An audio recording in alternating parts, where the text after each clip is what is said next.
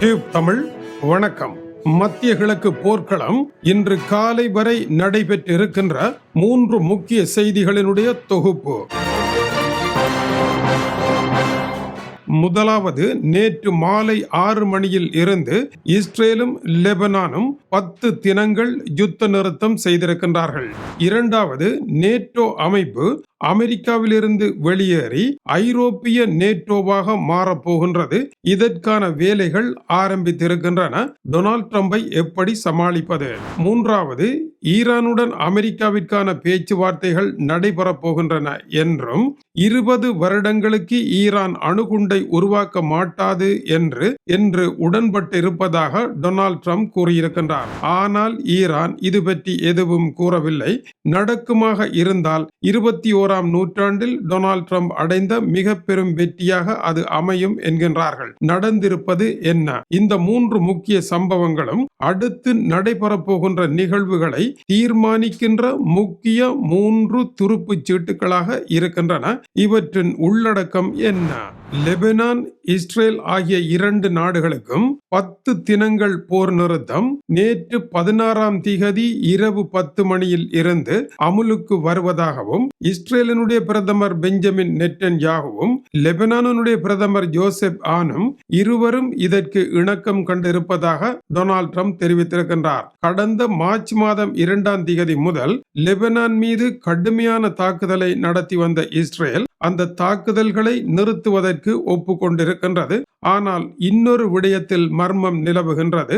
இஸ்ரேலிய படைகள் லெபனானினுடைய தென்புலத்தில் சுமார் 30 கிலோமீட்டர்களுக்கு மேல் ஊடு புகுந்து விட்டார்கள். இந்த பிரதேசங்களை இவர்கள் ஆக்கிரமித்து நிற்கின்றார்கள். இதிலிருந்து இஸ்ரேல் வெளியேறுமா என்பது பேச்சுவார்த்தையில் குழப்பமாக இருந்தாலும் பின்னர் கிடைத்திருக்கின்ற செய்திகளின்படி பிபிசி கூறுகின்றது, இஸ்ரேல் வெளியேறுவதற்கு இணங்க மாட்டாது என்று கூறியிருக்கின்றது. ஏன் வெளியேற இணங்க மாட்டாது என்றால், தாங்கள் வெளியேறலாம், ஹிஸ்புல்லா அமைப்பு தங்களின் மீது தாக்குதலை நடத்துவதில்லை என்று முற்றான ஒரு தாக்குதல் நிறுத்தத்திற்கு வருமாக இருந்தால் இந்த பகுதியில் இருந்து வெளியேறலாம் என்று அவர்கள் கூறுகின்றார்கள். ஆனால் ஹிஸ்புல்லா அமைப்பு இஸ்ரேல் மீதான தாக்குதலை நடத்தாமல் இருக்காது. ஆகவே இந்த பேச்சுவார்த்தை எவ்வளவு காலம் தாக்கு பிடிக்கும் என்பது ஒரு கேள்வி. ஆனால் இதில் சில நன்மைகள் இருப்பதாக கூறுகின்றார்கள். 10 நாள் மூச்சுவிட இடைவெளி கிடைத்திருப்பதனால் ஈரானுக்கு எதிரான ஒரு போர் எதிர்வரும் 22ஆம் திகதி மறுபடியும் வெடிக்குமாக இருந்தால் இஸ்ரேல் தாக்குதலை நடத்துவதற்கு தன்னை ஒழுங்கமைப்பு செய்வதற்கான ஒரு கால அவகாசம் தேவைப்படுகின்றது. இரண்டாவது, ஈரானை பொறுத்தவரையில் இது மிக முக்கியம். ஹிஸ்புல்லாவினுடைய பிரச்சனையை பார்க்காமல் சிறிய ஆறுதல் ஈரானுக்கு கிடைக்கும். ஈரான் அமெரிக்கா இஸ்ரேல் தாக்குமாக இருந்தால் அதை எதிர்கொள்வதற்கான பணிகளை மேலும் தீவிரமாக முடுக்கிவிட வேண்டியதாக இருக்கின்றது. அடுத்தபடியாக ஈரான் ஒரு நிபந்தனையை வைத்தது. தாங்கள் பேச்சுவார்த்தைக்கு வர வேண்டுமாக இருந்தால் லெபனானில் யுத்த நிறுத்தம் இல்லாமல் தாங்கள் பேச்சுவார்த்தைக்கு வருவதில் எந்த பயனும் கிடையாது. லெபனானில் இருக்கின்ற ஹிஸ்புல்லாவும் நாங்களும் ஒன்றுதான் என்று ஈரானினுடைய அதி உயர் மத தலைவர் மொய்தபா கமைனி வெளியிட்ட அறிக்கை ஒன்று கூறியிருந்தது சில தினங்களுக்கு முன்னர். ஆகவே இந்த பிரச்சனையை தீர்த்து வைப்பதற்காக லெபனானில் 10 தினங்கள் யுத்த நிறுத்தம் வருவதாக அறிவிக்கப்பட்டிருக்கின்றது. எனவே இனிமேல் லெபனான் தொடர்பாக பேசாமல் பேச்சுவார்த்தைக்கு ஈரான் வர வேண்டும் என்பது டொனால்ட் ட்ரம்ப் வைத்திருக்கின்ற ஒரு துருப்புச் சீட்டாக இருக்கின்றது. 1948ஆம் ஆண்டிற்கு பின்னர் இஸ்ரேலிய தலைவரும் லெபனான் நாட்டினுடைய தலைவரும் இப்பொழுதுதான் முதலாவதாக பேசியிருக்கின்றார்கள் என்பது முக்கிய விடயமாகும். ஈரான் போர் இதுவரை நூலில் தொங்கிக் கொண்டிருந்த நேட்டோ அமெரிக்க உறவை அறுத்துவிடக்கூடிய கடைசி இடத்திற்கு வந்திருக்கின்றது. இந்த இடத்தில் நேட்டோ அமைப்பை எப்படி காப்பாற்றுவது என்று ஐரோப்பிய நாடுகள் சிந்திக்க ஆரம்பித்து விட்டன.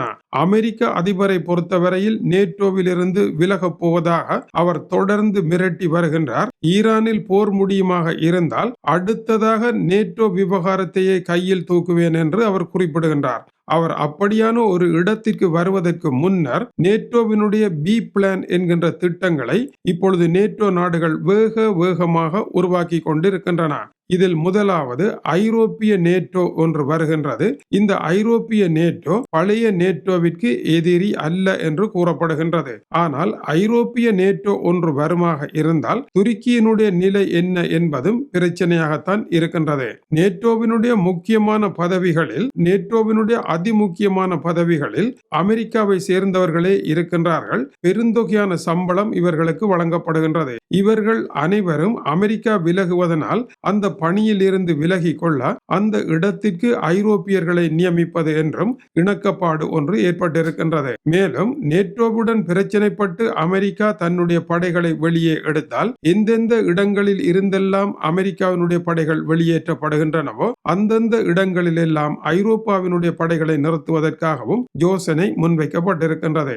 இதுவரை காலமும் அமெரிக்காவுடனேயே உறவு இருந்தால் நல்லது என்று கூறிக்கொண்டிருந்த ஜெர்மனியினுடைய சான்சலர் ஃபிரெட்ரிக் மேட்ச் இப்பொழுது தன்னுடைய எண்ணத்தை மாற்றி பிரான்சிய அதிபர் கூறுவதே சரி என்ற இடத்திற்கு வந்திருக்கின்றார். ஆகவே நேட்டோ அமைப்பு என்பது ஐரோப்பாவை பாதுகாக்கின்ற இடத்திற்கு வர வேண்டும் என்பது அவருடைய கருத்தாக மாறியிருக்கின்றது. இது ஒரு முக்கியமான திருப்பமாக இருக்கின்றது. இதற்கு காரணம் டொனால்ட் ட்ரம்ப் இனிமேல் நேட்டோவை மன்னிப்பார் என்று கருத இயலாமல் இருக்கின்றது. ஃபிரெட்ரிக் மெர்ச்சினுடைய இந்த மாற்றத்திற்கு என்ன காரணம்? முதலாவது, கிரீன்லாந்து விவகாரத்தில் நேட்டோவிற்கும் அமெரிக்காவிற்கும் இடையே முரண்பாடு வெடித்து விட்டது.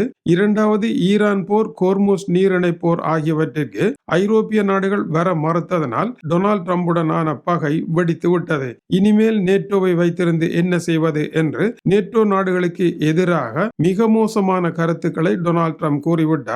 அப்படியான மோசமான கருத்துக்களை சீனாவிற்கு எதிராகவோ அல்லது ரஷ்யாவிற்கு எதிராகவோ டொனால்ட் ட்ரம்ப் கூறவில்லை என்பது கவனிக்கத்தக்கது.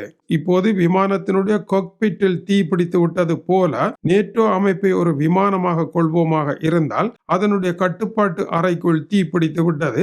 இனிமேல் அவசரமாக விமானத்தை கீழே இறக்காவிட்டால் அது ஆகாயத்திலேயே வெடித்து சிதறி விடுவது போல நிலைமை மாறியிருப்பதாக நோக்கர்கள் தெரிவிக்கின்றார்கள்.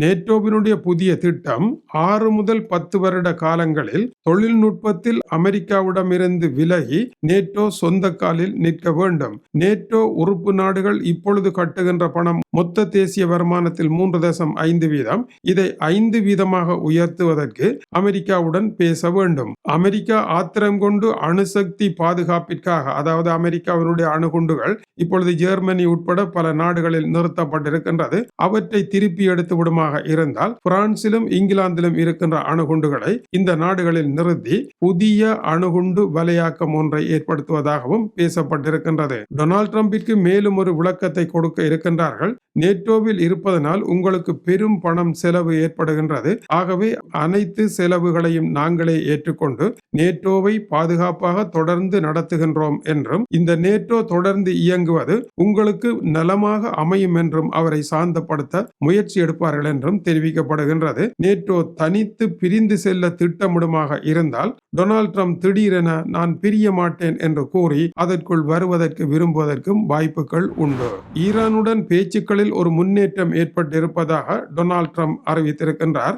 வரும் 20 வருடங்களுக்கு ஈரான் அணுகுண்டை செய்யக்கூடாது என்றும் அதற்கு ஈரான் இணங்கி இருப்பதாகவும் அவர் கூறியிருக்கின்றார். முன்னைய பேச்சுக்களில் ஈரான் 5 வருடங்கள் மட்டும் இணங்குவோம் என்று கூறியிருந்தது. இப்பொழுது அது 20 வருடங்கள் அணுகுண்டை செய்ய மாட்டோம் என்று இணங்கி இருப்பதாக டொனால்ட் ட்ரம்ப் கூறியிருக்கின்றார். அடுத்தபடியாக ஈரான் தனது செறிவூட்டப்பட்ட யுரேனியம் முழுவதையும் அமெரிக்காவிடம் ஒப்படைக்க இணங்கி விட்டதாகவும் கூறுகின்றார். மூன்றாவதாக, இதற்கு பதிலாக அமெரிக்கா ஈரான் மீது விதித்த அத்தனை தடைகளையும் விலத்தி ஈரானை இயல்பாக இயங்க அனுமதிப்பது என்றும் முடிவு கட்டப்பட்டிருப்பதாக அவர் கூறியிருக்கின்றார். ஆனால் இதை ஈரான் ஒப்புக்கொண்டதாக தெரியவில்லை. இதற்கு ஈரான் ஒப்புக்கொள்ளுமாக இருந்தால் ஈரான் அமெரிக்காவிற்கு எதிராக ஒரு போரை நடத்த வேண்டிய தேவையே இல்லை. போர் தொடங்குவதற்கு முன்னரே இணங்கிவிட்டு போயிருக்கலாம். எனவே இவ்வளவு அழிவுகளுக்கு பின்னர் அழிவுகளுக்கான எந்த நஷ்ட ஈடும் இல்லாமல் ஈரான் இதற்கு இணங்குமா என்பது கேள்விக்குறி.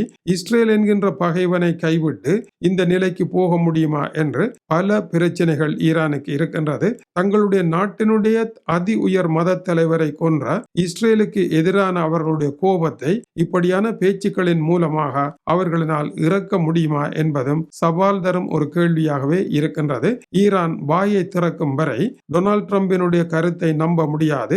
இதுபோல பல தடவைகள் ஈரான் இணங்காமலே அவர் தன் போக்கிற்கு கனவில் கதைப்பது போல பல விடயங்களை சொல்லி ஈரான் அப்படியெல்லாம் நடக்கவே இல்லை என்று கிழித்து வீசிய சம்பவங்கள் பல நடந்துவிட்டன. அதில் இதுவும் ஒன்றா என்பது தெரியவில்லை. ஆயினும் இந்த 3 முக்கிய விடயங்களும் கடந்த இரவு முழுவதும் நடந்த முக்கிய நிகழ்வுகளாக இருக்கின்றன. மிக மிக சூடான பல சம்பவங்கள் நடந்து கொண்டிருக்கின்றன. அவை குறித்த செய்திகள் வந்து கொண்டிருக்கின்றன. தொடர்ந்து இணைந்திருங்கள். இது டியூப் தமிழனுடைய உலக செய்திகளுக்காக டென்மார்க்கில் இருந்து கீசே துறை. வணக்கம் உறவுகளே.